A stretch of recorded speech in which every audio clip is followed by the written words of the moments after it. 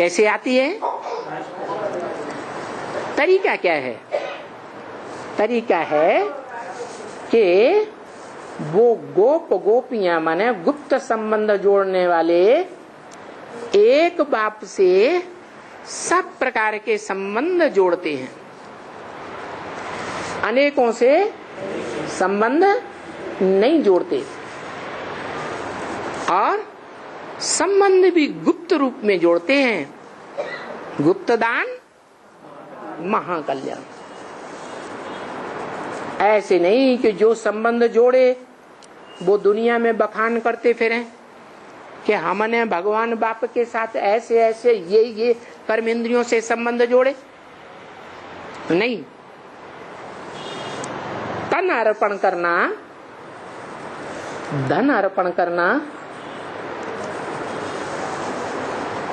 ये गुप्त रूप में ज्यादा पावर रखता है या प्रत्यक्ष रूप में ज्यादा पावर होती है?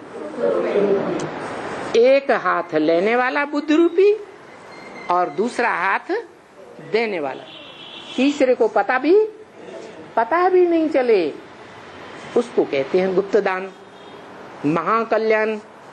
तो ऐसी आत्माएं 16,000 निकलती हैं जो राजयोग सीखती हैं, जिस योग में राज भरा हुआ है। क्या राज भरा हुआ है?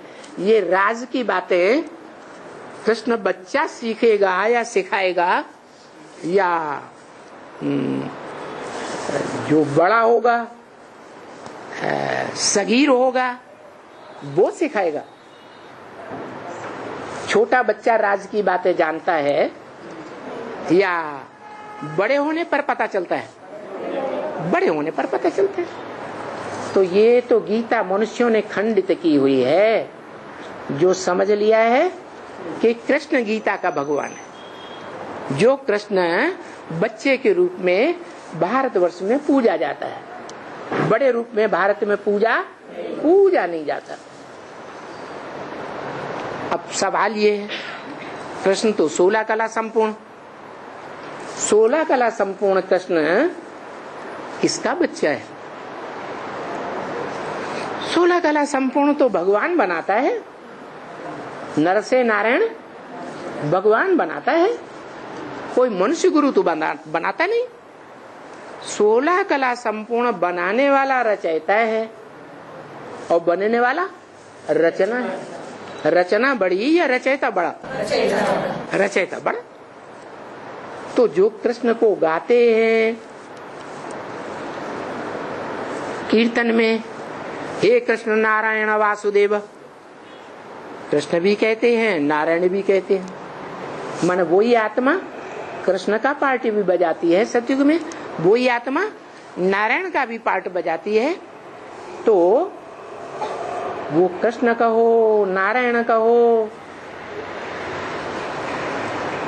वो उतरती कला का नारायण है या चढ़ती कला का नारायण है? सतयुग के आदि में जो पहला पत्ता बनता है वो उतरती कला में जाता है या चढ़ती कला में जाता है? जन्म जन्मांतर उतरती कला में जाता है। तो उतरती कला का गायन होना चाहिए है? नहीं होना चाहिए। लेकिन मनुष्य तो विकारी बुद्धि है, उनको तो समझ में ही नहीं आता कि हम क्या करते हैं, क्या बोलते